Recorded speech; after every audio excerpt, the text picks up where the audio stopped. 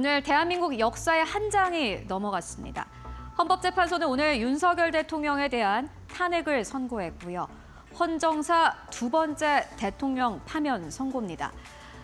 주식시장에 참여하는 소위 주식쟁이로서 오늘은 주식시장 안에서 일어난 일들을 아주 냉정하게 숫자로만 함께 보고 전략을 세워보도록 하겠습니다. 오늘 코스피 지수의 일간 흐름입니다. 최근에 코스피 지수는 2,500선이 깨졌습니다. 오늘도 역시나 마찬가지로 하락으로 출발을 했고요. 2,500선 아래에서 거래를 출발한 코스피입니다. 그리고 오늘 11시에 헌법재판소의 판결이 있었습니다. 이때부터 코스피 지수가 조금씩 움직이기 시작을 했습니다. 0.7% 가까운 하락세를 나타냈던 코스피. 보시다시피 장중한 때는요. 2,500선을 넘어서기도 했습니다. 선고가 나기 직전이었습니다. 이때 아마 많은 투자자분들께서는 기대를 하셨을 수도 있겠습니다. 이제 불확실성이 해소된다면 코스피가 다시 한번 2,500선 위로 올라가겠구나라고 기대감을 가지셨을 텐데 막상 선고가 나니 보시다시피 지수 뚝 떨어지기 시작을 하고 있습니다. 지금 현재 구간에서도 2,440선에서 거래가 되고 있고요. 무엇보다 외국인들의 매도폭이 점점 더 커지고 있습니다. 어제도 같은 시간 안에 외국인들의 매도폭이 1조 1,000억 원대를 넘어갔었는데 오늘도 비슷합니다. 그런데 외환시장은요. 완전히 다르게 움직이고 있습니다. 이번 주에 원달러 환율이 좀 변동성이 컸습니다. 장중에는 1,480원대까지 올라가면서 이번 주에 금융위기 이후로 가장 높은 수준의 외환시장을 나타내기도 했습니다. 그런데 오늘 보시다시피 외환시장은 이제는 정치적 불확실성이 해결됐다라고 보는 것 같고요. 오늘 장중한 때는 1,440원대 아래에서 현재 구간도 1,437원대에서 거래가 되고 있습니다. 이렇게만 봤을 때는 사실 위험자산 시장은 안 좋고 외환시장은 좋다. 그러니까 시장은 갈피를 잡지 못하고 있다라고 보는 게 맞을 것 같습니다. 시장은 그러한 선택을 했는데 여러분들은 오늘 시장을 어떻게 보고 계십니까? 오늘 저가 매수를 하셨나요? 아니면 관망 기조를 유지하고 계십니까? 지금 시장이 참 쉽지는 않습니다.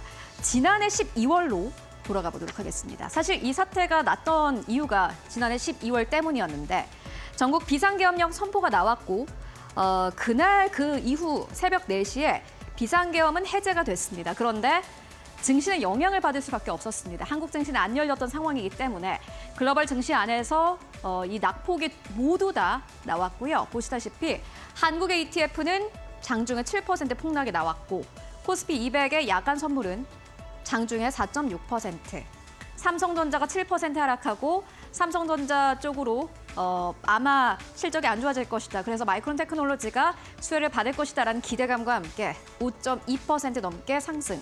비트코인도 33% 순간적인 폭락이 나왔고요. 외환시장도 이때 모든 충격을 함께 반영하기도 했습니다.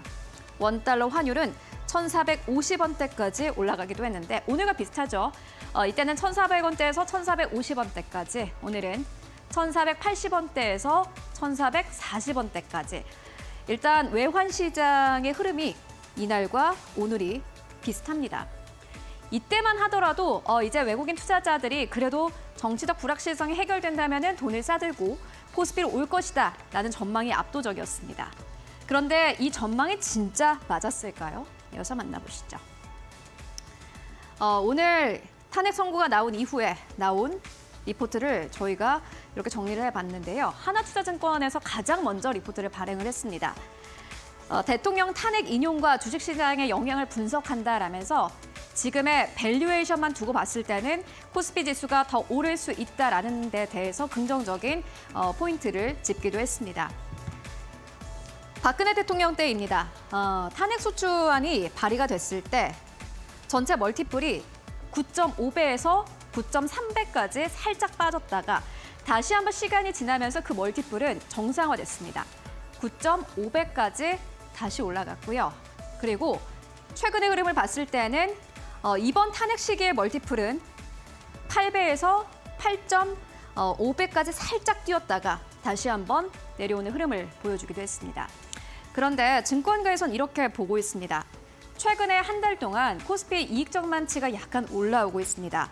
12개월 선행 순이익이 232조 원인 것을 고려를 할 때 9.4배를 적용을 해봤을 때 앞으로 코스피는 2,720선까지 오를 수 있다라고 숫자로 계산을 해봤습니다.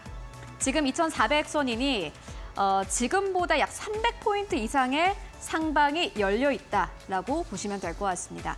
그리고 긍정적인 포인트가 한 가지 더 있는데요. 만나보실까요? 무엇보다 이제 이 재정 지출이 확대될 것이다라는 기대감이 나오고 있습니다. 정권이 바뀌는 것에 대해서 많은 사람들이 아마 대비를 할 테고요. 무엇보다 IMF가 한국의 재정 적자가 GDP 대비해서 0.5% 수준이다라고 밝힌 바 있는데 다른 국가들 대비해서 꽤 낮은 수준입니다. 미국은 7.6%, 일본은 6.1%, 유럽연합은 3.1%입니다.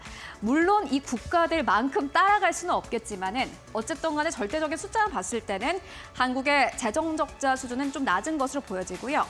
정부가 쓸 수 있는 돈의 이 여력이 지금보다는 더 많을 것으로 보여집니다. 그렇기 때문에는 증권사에서는 이렇게 이야기를 합니다. 앞으로 경기를 살리는 정책이 나올 것이다 라면서 소비재, 유통, 건설 등 내수주에 주목하자라고 이야기를 하고 있습니다. 정부가 돈 쓰는 만큼 그쪽으로 돈이 들어가겠지라는 게 포인트인 것 같고요. 그리고 두 번째로 여러분들 다 아시는 거, 불확실성 해소입니다. 이미 세 가지 불확실성이 다 해소된 것으로 보여집니다. 공매도 재개, 미국의 관세 발표, 그리고 탄핵 선고까지. 꽤 바쁜 2주 정도가 됐는데 그럼에도 불구하고 모두 다 지나갔다라는 데 대해서는 안도를 하실 수 있을 것 같습니다. 다만 지금까지 전해드렸던 건 긍정적인 포인트입니다. 우리가 긍정적인 것만 볼 수 없겠죠. 부정적인 포인트도 있습니다. JP모건이 최근에 글로벌 경기 침체 확률을 상향 조정했습니다. 지금까지 JP모건은 글로벌 경기 침체가 올 가능성이 40%다라고 내다봤는데 최근에 60%대까지 상향 조정했습니다.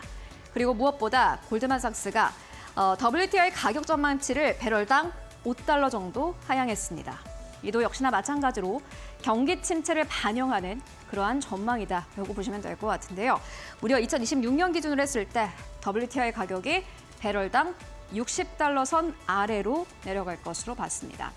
물론 코스피 지수가 앞으로 올라가는 것, 밸류에이션 봤을 때는 기대를 해볼 수 있겠지만요. 이렇게 큰 매크로 역풍을 과연 우리가 헤쳐나갈 수 있겠느냐라고 질문을 했을 때는 아직 확실한 대답이 안 나온 것 같습니다. 그렇기 때문에 오늘 지수가 아마 빠지는 것으로 보여지는데요. 그리고 무엇보다 간밤 뉴욕 증시 3대 지수가 일제 하락하면서 거래를 마감을 했습니다. 기술주 중심의 나스닥 지수는 거의 6% 가깝게 급락하면서 거래를 마감을 했는데 CNBC는 간밤 이러한 증시 상황 속에서 워렌 버핏의 주주 서한을 보자라는 사설을 남기기도 했습니다. 가장 최근에 나온 2025년의 주주 서한에서는요. 워렌 버핏이 실수를 인정하고 합리적인 조치를 취하자라고 이야기를 했고요. 2017년의 주주 서한이 굉장히 유명한데 레이어드 키플링의 만약이라는 시를 지금 읽어보자라면서 폭락을 할 때는 이 시를 읽어보자라는 주주 서한에 말을 남기기도 했는데 기다릴 수 있고 기다리는데 지치지 않을 수 있다면 그때 모든 것을 다 가진 것이다 라면서 침착함이 필요하다라는 의견을 함께 제시하기도 했습니다. 아마 지금 우리에게 또 필요한 그러한 말이 아닐까 싶은데요. 지금 시장의 변동성은 점점 더 커지고 있습니다. 다만 숫자와 냉정함을 유지하게 된다면요. 앞으로 긴 호흡으로 봤을 때 오늘의 시장이 좋은 기회가 되지 않을까 하는 생각이 듭니다.